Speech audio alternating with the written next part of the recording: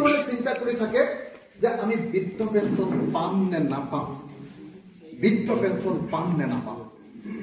মোৰ দেউতাইও চিন্তা কৰে, মোৰ মায়েও চিন্তা কৰে। কেলে চিন্তা কৰিবলগীয়া হৈছে?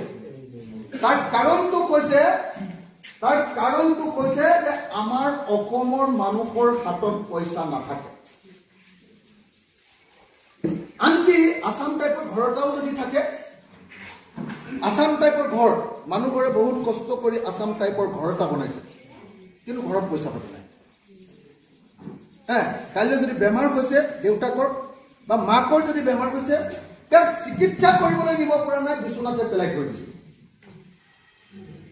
কাইলৈ যদি ছোৱালীজনীৰ তুলনি বিয়া হৈছে, তেতিয়া হ'লেও তেওঁৰ ঘৰত 1 বিঘা মাটি বন্ধকত দিবলগীয়া হৈছে। কাইলৈ যদি বৰ বিয়া পাতিবলগীয়া হৈছে, তেতিয়া হ'লে তেওঁ 2 বিঘা মাটি বিক্ৰী কৰিবলগীয়া হৈছে। এনেকুৱা পৰিস্থিতি। আজিৰ দিনটোত অসমৰ মানুহৰ অৱস্থা বেয়া। আমাৰ অসমৰ মানুহৰ হাতত পইচা নাথাকে, পইচা, টকা, কেছ বুলি যাক কয়, নগদ মুদ্ৰা নাথাকে।